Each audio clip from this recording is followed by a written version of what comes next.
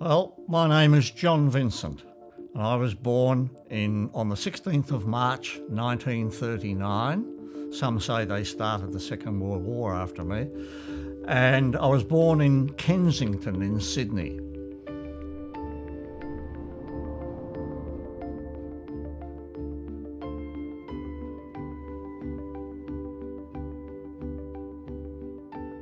My parents, adoptive parents at that stage, were living in Parramatta, or near Parramatta, in a place called Merrylands, which was really on the extremity of the western side of Sydney at that stage. And it was a lovely old weatherboard house on quite a large block of land. And I had great fun as a little boy running around because she had a huge big vegetable garden out the back and big mulberry tree over on the eastern side of the house. I didn't find out I was adopted until I was 14.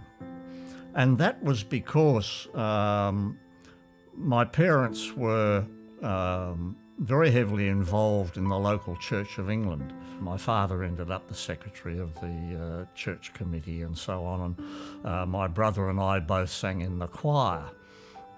And when I was approaching 14 years of age and was preparing for confirmation within the church, at the dinner table I was very gravely advised that I had to be baptised because there was no record of me having been baptised. And I asked the reason why, and I was told because you're an adopted child. Now, I wasn't told any detail whatsoever, just that I was an adopted child. Now, that turned on a big light for me because I had lived a very unhappy childhood. I was completely out of sync with the rest of the family, including my elder brother and younger sister. Although I think my younger sister and I had the makings of a very good brother-sister relationship. And she would come and talk to me when I was in trouble. And I was in trouble 24 hours a day. And for those troubles, I got a beating. And that was the only way I was abused, but I was abused almost every day of the week. It turned out my father, who had been a champion boxer, had a blue from Sydney University for boxing. That natural aggression carried on down through the rest of his life. And I remember he had 4 sisters, and when they were in the courting phase of their life, they'd bring their boyfriend home, and the first thing would happen, they'd have to fight him. So for him, that aggression was a natural thing. But for me, it was a source of great inconvenience, and I felt embarrassed in myself that what would happen. And it happened for the most simple things. And so I grew up basically rejecting the values of my family and trying to take on my own values. And I remember at the age of 8, we had a family gathering, and all the aunts and uncles and everybody would all turn up, and the grandparents, and we were sitting in the afternoon, about 2 o'clock in the afternoon, and one of my uncles said, "Well, Johnny, what are you going to do when you grow up?" And I said, "Well, I'm going to join the army." I was 8. Everybody had gone home, and my father confronted me and said, "I heard you say to Uncle Fred that you were going to join the army." And I said, "Yes." Righto, pants down, out came the belt, and I got a belting for it. Because his brother had been killed at Fromell. 1 hour he lasted in the Battle of Fromell and destroyed his mother.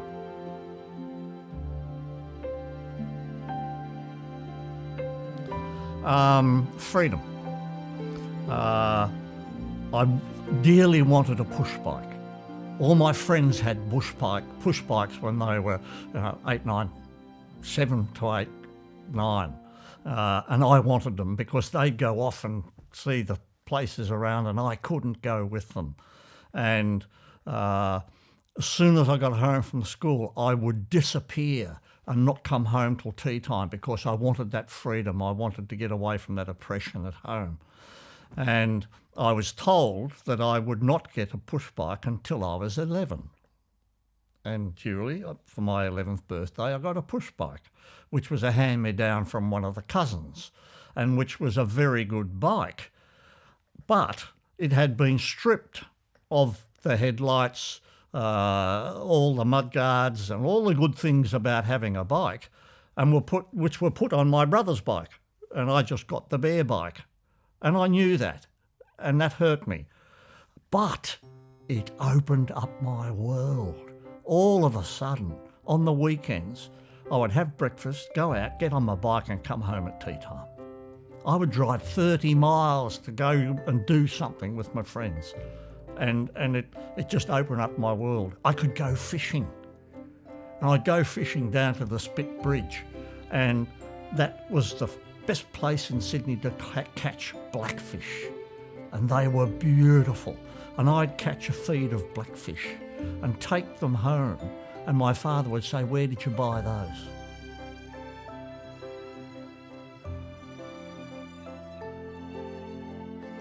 At home, because my mother originally came from the Channel Islands, she was born in Alderney and lived in Guernsey, she spoke fluent French. My father had reasonably good French because he'd studied at the Pasteur Institute in Paris. And my elder brother was learning French at school. We tended to speak colloquial French around the dinner table. I managed to fail French at school on purpose. I failed every test there was to do at school intentionally. Then I made myself a nuisance. I was in the school cadets. I put my age up to join the school cadets. You weren't allowed to join till you were 14. I said I was 14 when I was 13. And in 18 months, I went from private to chief under officer because I loved it so much. And that was another escape because we went away on school cadet camps. And because I'd worked myself up to the senior cadet in the school, I was giving orders and marching parades around and getting a lot of confidence in what I could do, which the day or the second I walked into the house, I didn't have. I finally decided that life was so damn miserable. Being in the school cadets, we used to take rifles home on the weekends. And when we'd go out firing at the range at Long Bay, we'd pinch ammunition. And a friend of mine and I would get on the train on Saturday morning and go up to Hornsby, where there was a rifle range, and illegally fire these 303 rifles. I mean, you get thrown in jail now if you did that. Anyway, I let myself get caught at school when I was putting all the rifle away on a Monday morning, and waited till the headmaster came in and did it while he was coming in, because he walked right past the cadet's room. And he said, "What are you doing, young Vincent?" And I told him. I said, "I've got to be honest, sir." And I told him. And they said, "Well, you better leave." And I was booted out of Mossman Intermediate High School, much to my joy.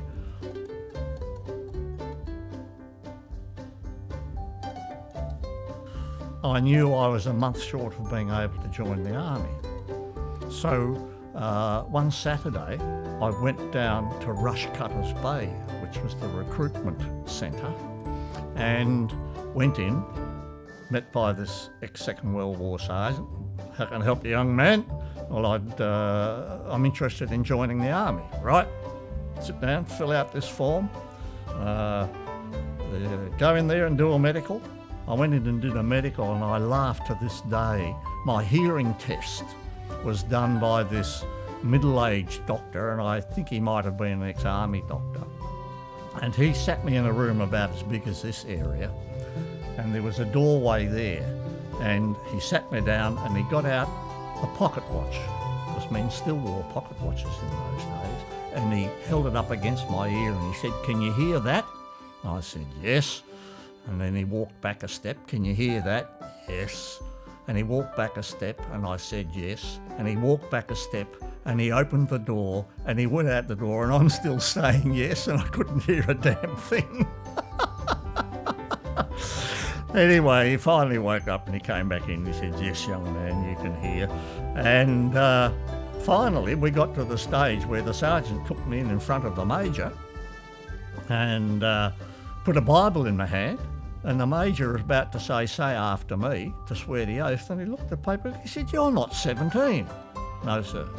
"Well, what are you doing in here?" "Well, I came in to ask about joining the army, and I've done all the things, and they've asked me to come in here." And he had a laugh and he said, "Look, young man," he said, "what we'll do," he said, "I will put this in my drawer. I won't give it back to the sergeant. I'll put it in my drawer. The day you turn 17, you come back and see me."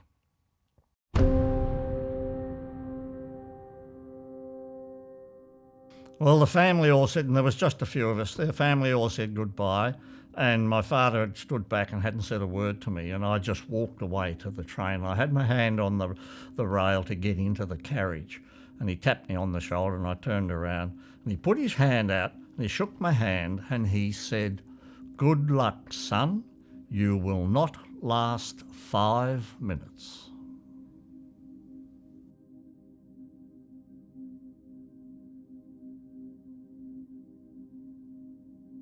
When I joined the army, all of a sudden a whole new world opened up to me. In 1960, I joined in 1956, and I developed up this reputation as a bit of an athlete. And in the 1960 Olympics, the Australian modern pentathlon team didn't do as well as they'd wished to. And so they had noticed that all the top countries in the world, their modern pentathlon teams were basically either policemen or soldiers.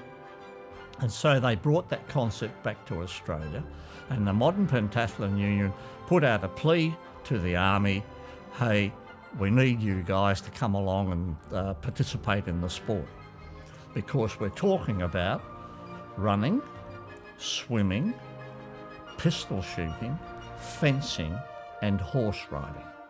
The running I had under control. The swimming I had under control because of my army competition. The shooting, I was a marksman with the rifle, the Bren gun, the Owen gun and the pistol. I was a marksman in all 4 of them.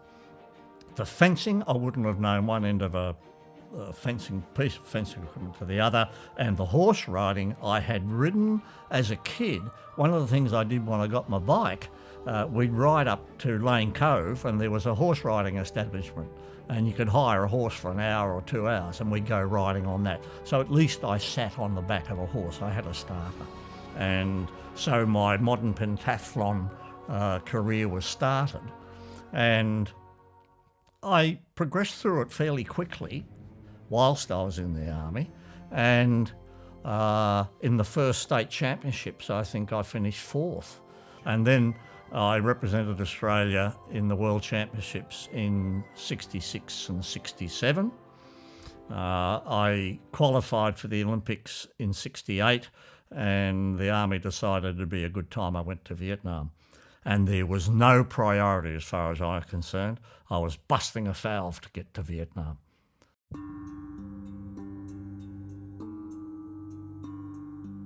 I was 29 years old. I was going to be in the army till I was 55. What am I going to do for the rest of my life in the army? I'm reaching, in another 2 or 3 years, I will have reached my rank ceiling. And if I was going to progress, then I had to have war service, because I looked around me and all the NCOs, from the time I joined the army, were all Second World War guys. And it wasn't until the 60s that we young guys started to progress up, and I had progressed quickly. By 56 I joined. By 59 I was a lance corporal. By 60 I was a corporal. By 63 I was a sergeant. Time was ready for me to go to Vietnam. We travelled in civvies, and you took a little handbag with your pyjamas and whatever in it, went up there, got reissued with a whole uniform, and I saw the adjutant. And the adjutant said to me, well, you'll be going up to the DMZ, to the 1st Arvin Battalion, as an advisor, and then after 6 months, when you've been blooded, you can come down and go to Special Forces. In the meantime, go and see the RSM. He'll take you out, get all your equipment issued, and you'll see the commanding officer, Colonel Lloyd, at 1 o'clock. So we did all that, and we came back in, went in to see Colonel Lloyd, and he said, what have you been told? I told him, and he said, well, throw that out the door. You're going straight to Special Forces. We need men in a hurry. Within a day, I was on an aeroplane and flown up to Nha Trang, which was halfway up the coastline of Vietnam, and was the headquarters of the United States Special Forces Group. I spent a month there, and we learnt the specialities of the American Special Forces and how to be absorbed into and interact. And so there were all those little differences that you had to assimilate into. You had to learn to put a cannula, which is a device for drawing blood out of yourself, on yourself, so that when you went into operations, if you were wounded and bleeding, and there was so much going on the medics couldn't get to you, you could set up this cannula, which was already there when you left. We used to set it up before we went on the operation, and we'd wear blood expander tube and bottle across the back of our neck. We could hook ourselves up and sit there until the medic could come to us, and so we wouldn't bleed to death. Very good system. We did a bit of parachuting, just to, again, get into the American system, which was virtually the same as the Australian. And then from there, I was posted up to a B group. And the division of labour was, A was headquarters at Nha Trang, B was the Centre for Special Forces Operation, and A was the camps that were set up along the Laos-Cambodia border. And so what would happen is, us in our B group, we had 5 battalions, and each battalion divided up the companies and platoons, and they were a ready reactionary force for when one of the A groups, A teams, out on the border were attacked by the North Vietnamese army. And so these A teams were basically a Montagnard village converted into a triangular fort with a 50-foot tower in the middle of it with a 50 caliber machine gun mounted on it. Half a dozen special forces bodies, and all the village living around the edge of this triangle in little tents, which had a fighting pit in front of it, and then a big barbed wire entanglement right around the outside of that. So when they got attacked, the Montagnard fought out of his own tent, and his wife filled his magazines for him, and the kids carried the water. It was a unique design and very, very effective. Nobody's going to fight harder than when they've got mum filling the magazines behind them and the kids running around getting water. And our job was, when that happened, was to go in and help. Now, if it was early in the piece, we would come in behind the NVA and hit them from behind. So they were being shot at from there and here. And our job was to go in and push them out. If they had progressed further, we might be parachuted into the fort, which was probably half the size of a footy field. And if you wanted to take 150 people and parachute them in there, you had to be pretty good. Good chopper, pilot, and a very good parachutist to get you into it. And of course the battle was going on while that was happening. So that's what I ended up with. The day I arrived at the Special Forces camp, I was met at the door by an old friend of mine called Keith Payne. And Keith took me up and showed me where my room was, which was in a Besser brick built compound, room about half what we've got here. Dumped my gear, and he said, now I'll take you down to meet your soldiers. And we went down and into another wooden hut, which had a bare dirt floor and 30 guys sitting in it, little round-faced Asian fellas. And he said, righto, introduce yourself. So I said, g'day fellas, my name's John, and I'm going to be working with you over the next 12 months or so. And they sat there and looked at me. I said, they didn't understand me, did they? He said, no. I had done a 3-month language course in Vietnamese before I left Australia, and I was quite efficient or proficient. So I introduced myself in Vietnamese, and they sat there and looked at me. He said, they don't understand Vietnamese either. We had 21 tribes of Montagnards that were recruited as mercenaries, and they had 19 dialects. So there was only 2 or 3 tribes that could talk to each other. So we really recruited from 2 tribes, the Radai and the Jarai. And they only had 1,500 words, and if they were talking about helicopters, they said helicopter. If they were talking about machine gun, they said machine gun, because theirs was a 5,000-year-old language. They were the indigenes of Southeast Asia, and so they had their own acute dialects. So that left me sort of not wondering quite what I was going to be doing. And a week later, we were on operations. And a week later, we were in a battle. And there I was lying down in a puddle of mud saying, Vincent, what have you got yourself into? And it was just mayhem. So I very quickly made the decision that I had to do something about this. And I spoke to the Vietnamese Special Forces, who also were there, but didn't come out into the field with us. And they said they could provide me with an interpreter. Oh, terrific. So our next operation, we went out with this Vietnamese interpreter that the Montagnards wouldn't speak to because they didn't like the Vietnamese.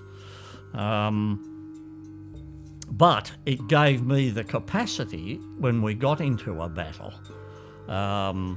to indicate what I wanted to do. Send the machine guns over there, send the number 2 section over here, or whatever it was I wanted them to do.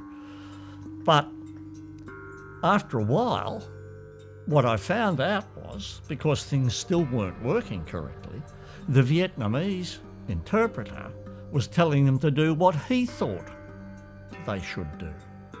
And so I was almost in as big a mess, but I had Vietnamese. And so I could correct him and say to him, this is what I want you to say, and trust that he would do that. And luckily, he did. The other thing I did was make every minute I had available to learn the Montagnard dialect of the people I was working with. And as I said, they only had 1,500 words, and I didn't need 1,500 words. I didn't want to be able to talk about their wives and kids and all that sort of thing. I wanted just the military terms. And after 6 weeks, I had a pretty good grip on it. And from that point on, I did away with the interpreter, who we used to call interrupters, and I managed to have a good communication. And I had 2 fantastic little soldiers working for me. They were brilliant. I'd go along firing my M16, and when the magazine was empty, I'd drop it, keep walking, drop it and keep walking. When everything settled down, one of them would come up and he'd have all my magazines for me. which I could then refill without having to send back for more ammunition or whatever, because we couldn't carry spares with us. The other fellow was my radio man, and he was never more than a metre behind me. Whatever I was doing, he was there. If we were attacking in a machine gun bunker or whatever else, he was there. He was just absolutely fantastic. And he would communicate things. If I was in a situation, he could assess whether or not he should interrupt me because he had something of importance to tell me, or whether it was some ridiculous thing that I didn't need to know about. So those two little guys were my lifesavers in many respects. And when we put up our tent each night, which they insisted on doing, one slept on that side of me, one slept on that side of me, as close as they could get. We slept fully dressed with our rifle beside us and all our fighting equipment at our feet, with a fighting pit at the end of that little tent. And when something happened at night, like we got mortared or attacked, I never once got into that pit before them. Not once. The best I ever managed, I was halfway up from a lying position and they were diving in the pit. They were just brilliant little men. Fantastic. We spent a very, very difficult but energising and experiencing the war of that nature, which was quite different to what everybody else was doing, because we were a ready reaction force, and therefore things would happen very, very quickly. The longest I ever spent face to face was 10 days. Whereas the others would fight each other for a month at a time. We experienced some good things and some bad things. I think the worst thing that ever happened to me was 3 days into a 7-day battle. We were 320 against 1,500. At one stage, the Americans, and they provided us with the most magnificent support in terms of artillery and fighter bombers, decided to use napalm. When you use an artillery or fighter bombers, you always provide the support from the behind the soldiers you're supporting. So it goes over the top of them and lands on the enemy. When they use napalm, they come laterally because napalm spreads in a big long tube. And so half or 2/3 of it, even if they hit the front line, would miss the enemy. It'd be behind them. But if they dropped it from the side, they enveloped the whole line. They did this, and in one particular drop, and I was talking to the pilot, and he said, right, I'm coming in, drop the load. And then as he said it and I saw this big cigar drop out the bottom, he said, good God, this is going to hit you guys. And I had about 15 seconds before it would land on us, this big cigar-shaped tube of napalm. And he dropped it from 1,500 feet. So I yelled out to everybody, get your heads down. And they all understood because they saw it coming. I was 10 metres from the nearest one in my platoon, and it dropped between me and them. 17 of them were killed immediately, and of the remainder, only 2 lived. They lasted a couple of weeks, and that was it. But we went on and fought the battle and won it anyway. So, and that happened 2 weeks before I was due to come home.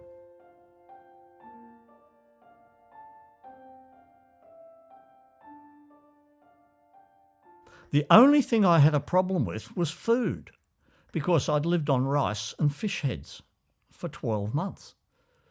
Pre-cooked rice and little packets of tiny little white bait that were chopped up and that's what we ate. And we supplemented that with the odd puppy, which we would get buy from a Vietnamese village, or there were these little things that looked like rats, but they had a flat nose, but about the same size as a domestic rat, that lived under the bamboo and ate the bamboo shoots. So we'd dig them out and scrape all the hair off them under the fire, and then stick up their backside and cook them and chop them up and throw them with the rice.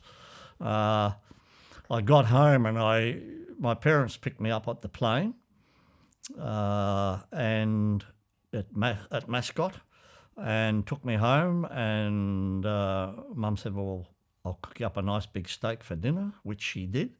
I had 2 mouthfuls and couldn't eat anymore. Took me 6 weeks to adjust to a Western diet. But I still have rice as one of my favourite foods, either as part of a normal meal or as sweets. I had no problem adjusting back to life in Australia. I had no problem adjusting to my military role. But that, within 2 weeks of coming home, I made the decision that I wanted to become an officer. They had introduced a course, an officer's qualifying course, which people of the rank of some sergeant and above could go to. And the aim was to produce officers with the experience. So as soon as they come online, they would have 15 or 10 years experience under their belt. And it was a very good program. So I applied for that. I went up to see the people in Canberra and I said I wanted to corps transfer to infantry because I loved so much being an infantryman. And the infantry said, well, that's fine. From the report we've got back from your service, we would love to have you in the infantry, but we've got people with 15 years of infantry service and we would have to favour them in front of you. So I went back to the artillery and said I wanted to go and do the officers course. The infantry had said they would recommend me, and they said, yeah, no problem, but you don't have any education. And my past came up and bit me on the bum. So, how are we going to get over this? And they said, look, we're keen to support you. We're going to send you down to Melbourne to a corporal's job, but the corporal will still be there. And that will leave you free to drive 60 miles north to Puckapunyal. You know about Puckapunyal? Yes. Well, there is an Army School of Education there now, and you can go to school at Puckapunyal. And you go as far as you can, and we'll support you all the way. In 6 months, I matriculated. By the end of 1970, I qualified on the course and I was a lieutenant. And my very first posting was to the Royal Military College, wasn't it? And so there I was, and all the people I was working with, the majors and the captains, were former students of mine. The senior officers were people that I'd served with when I was there the first time. So I walked into a job that I just loved.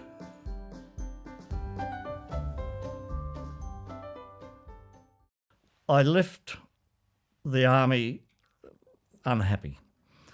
I'd been promised a very good job in Adelaide.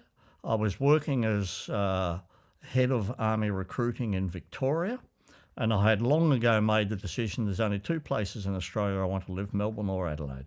And I'd been promised 12 months before that I would be going to Adelaide into a command job in a fighting unit. 6 weeks before I was due to go, I got a phone call from Canberra saying, "You ready to go?" And I said, "Yes, gags are packed." And they said, "Okay, the only thing you don't have to worry about is your married quarter." And I said, "Why?" And they said, "Because we've picked one out for you and it's the best married quarter in Australia." And I said, "Oh, yeah, okay." In Woodside, South Australia. They said, "No, at Manly in Sydney. It looks straight up Sydney Harbour. And I said, you will have my resignation in tomorrow's mail. I made a few phone calls, and the reason I didn't go to Adelaide was because I didn't go to Duntroon as a cadet. And when the Corps Command had wanted me to go there, and they queried why I wasn't allowed to go there, the general in Canberra that made the decision said, there is no way known I'm sending an administrative and technical officer to go to a command job in a fighting unit. And they said, but this man has rated in the top 5% of all our majors in the artillery. And he said, I don't care. He's not a Duntroon graduate. So I was dissatisfied, and I had been doing some extracurricular work with the National Mutual Life Insurance Company as a motivational speaker with the approval of the Army, because National Mutual asked the Army, do you have somebody that can do that? And they said, yes, John Vincent. So I'd done 3 or 4 motivational talks for them, and they rang me up, will you do it again? And I said, I'll be out of the Army in 5 minutes. And they said, good, come and work for me. After 4 or 5, 6 years, the 1992, so it was 8 years, the 1992 economic downturn hit the world, and I was made redundant. And that didn't make me happy for 2 reasons. One, I enjoyed the job so much, and 2, I just had the feeling that the redundancy system was, you were told the date you were made redundant, you received a package, you came into work, and you cleared your desk with a security officer standing beside you, and you were escorted out the building, and you were given no farewell by the troops. And I went to the human resources officer, and she was a good friend of mine, because we'd worked a bit together, and I complained about the system. And she said, I'll leave it with me. And as a special case, I was given a huge farewell. I was given a redundancy settlement you couldn't jump over. And the security people never came near me.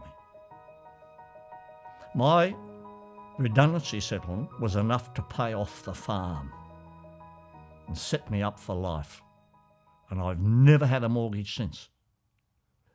And the next minute, I get a call from Flemington Racecourse saying we need staff to come over and work here. Of course, the Corps of Commissioners worked at Flemington Racecourse, so I went over there and I got a job up in the committee room.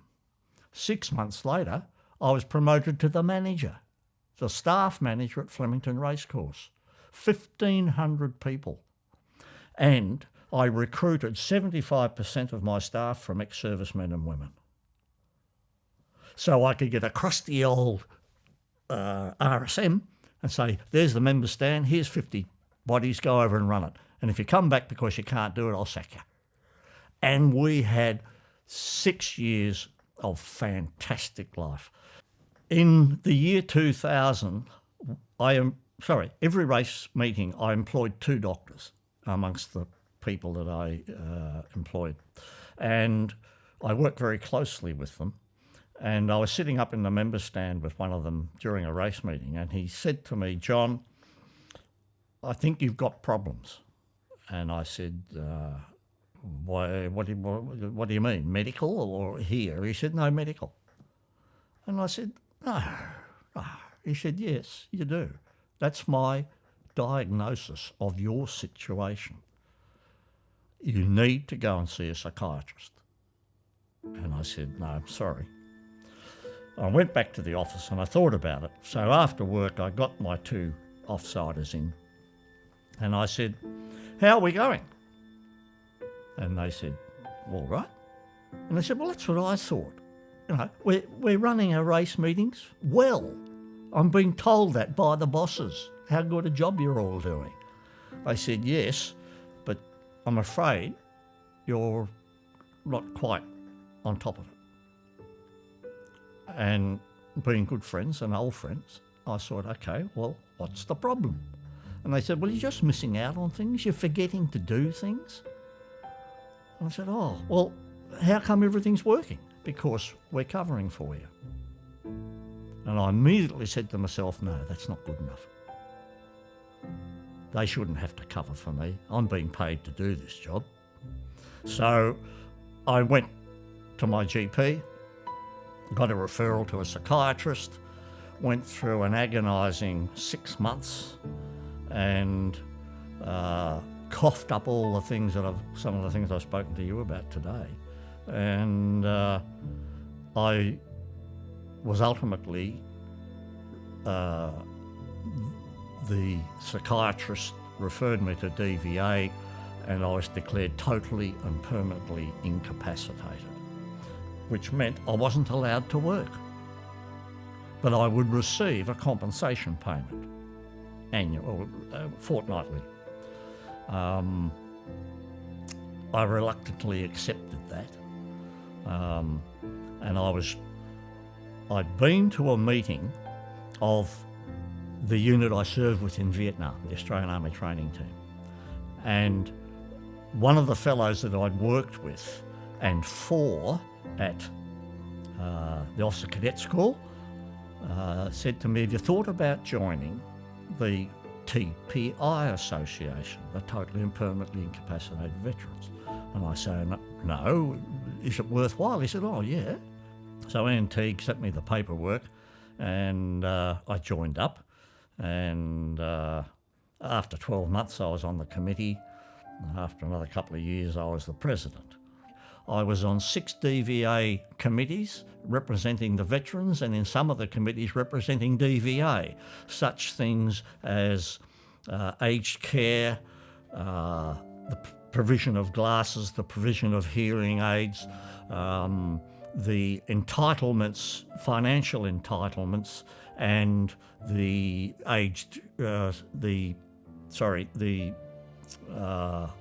household support entitlements. The TPI entitlement amounted to 35% of the average take-home pay, and the indexation was against inflation. Now, inflation after the end of the Labor reign in the 70s was running at 17%. But now, at that stage, we're talking about the early 90s, it was 40% because of the big downturn. And the cost of living was going up by 5, 6, 7%. So they were running out of money very, very quickly.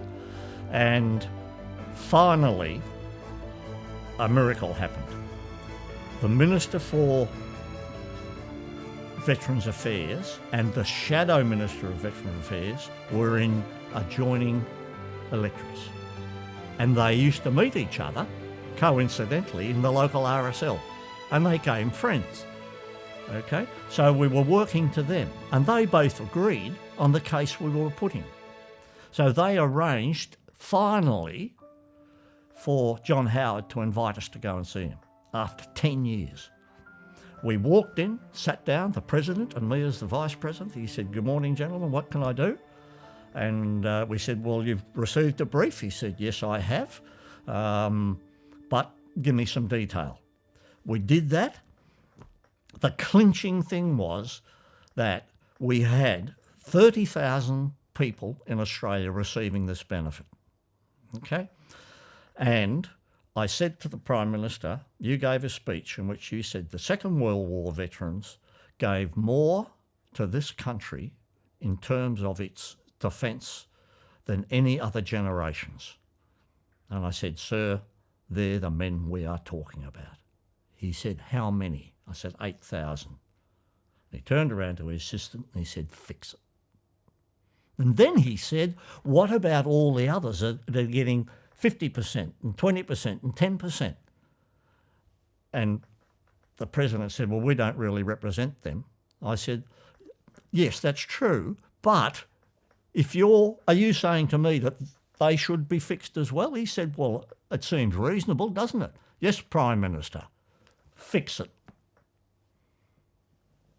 And what happened? We now get our income, our benefit indexed to average take-home weekly earnings.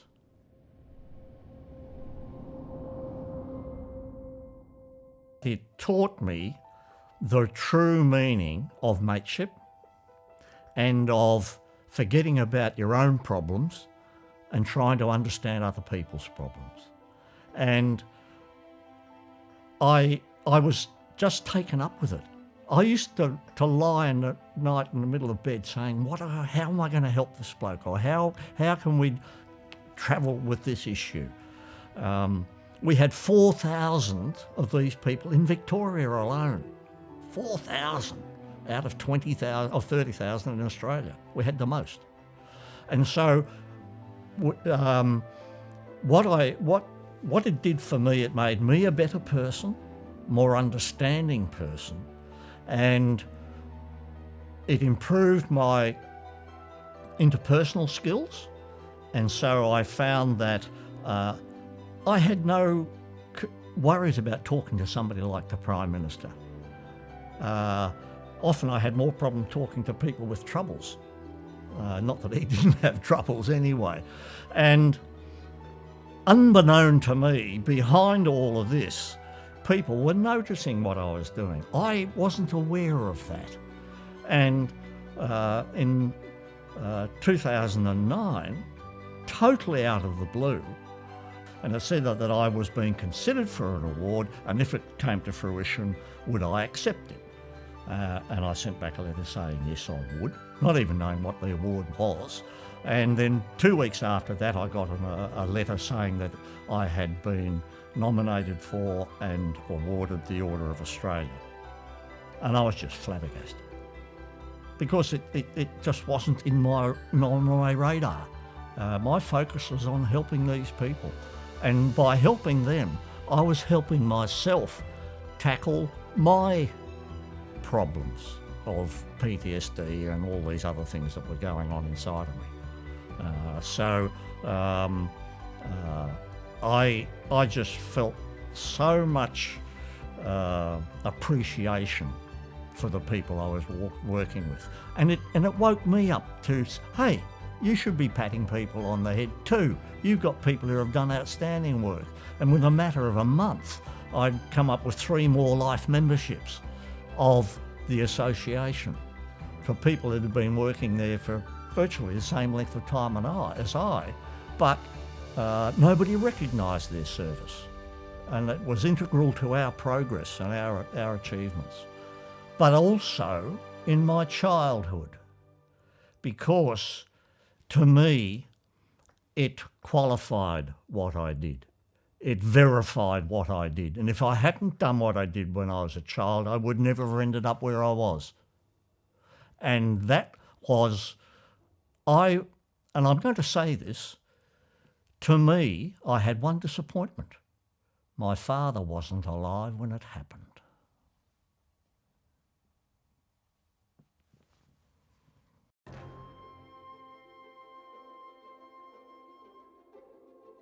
I was working my butt off for the veterans and working my butt off for the retirement village.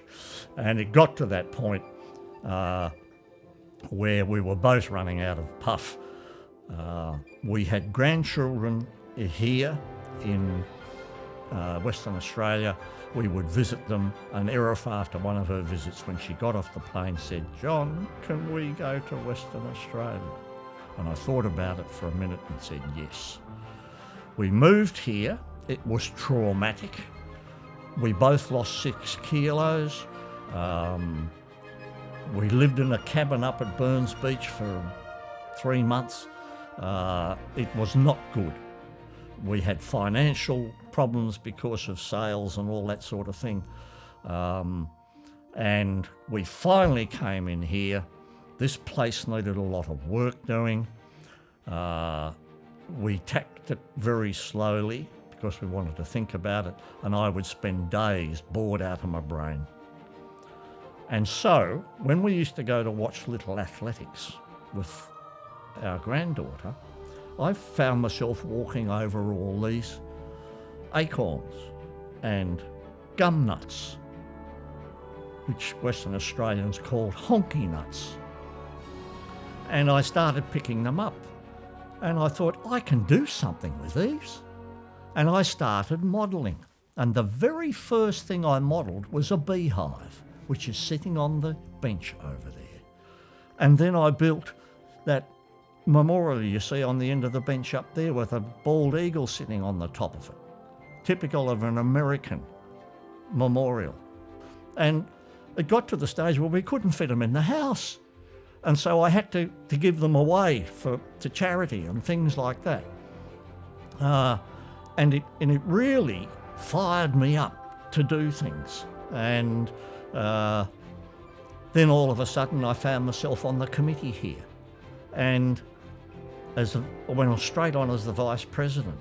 And I found that I was able to sit there and listen and throw in all the little gems that I'd learnt over the previous 30 or 40 or 50 years. And this gives me great satisfaction to say, well, what I've done isn't dead and buried. I've brought it with me, but I don't want to go on doing what I was doing before. Our time is aimed almost exclusively, but not totally exclusively, on the grandchildren. They are the love of our life and the enjoyment of our life. Eris is still painting, and she paints every day. Eris, the most considerate and loving person I've ever known. She understands my problems, and she supports me and cares for me like nobody else could, and shares things with me. And I never get used to her coming to me and saying, I've got a problem with this painting. What can I do? And I'm a rank amateur compared to her 60 years of painting. A rank amateur. And yet I find I can say, well, that needs to be darker or that needs to be lighter. She says, oh, thank you. I've been looking for that all day. And an absolute joy to be around. She really is.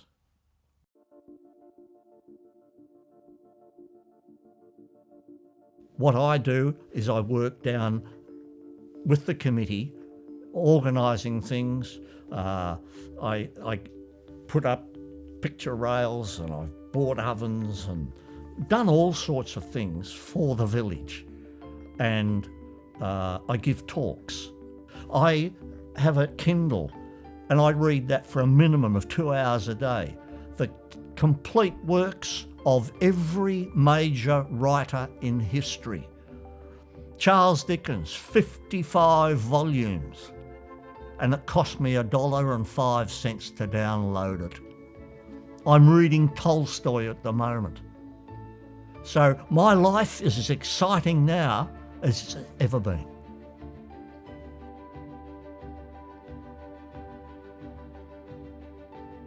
Work out for yourself what you want to do with yourself. And that won't come to you in an instant. You're going to have to take notice of your family and what they do and think and say, and make a decision if that suits you. If it does, then pick every little piece of meat out of it you can get from the family. If it does not suit you, tell them and go elsewhere to find out how you can go about it. And you'll be surprised the people you will find that will be able to give you advice. And plan it in stages. What am I going to do initially? Go to university and get a degree? But what am I going to do with that degree? You've done medicine, but do you want to be a doctor? Okay. You've done advertising, but do you want to go out and work with an advertising agency or not? And I see so many young people today who do just that. They do something because they think it'll be a good start, but they end up doing something else.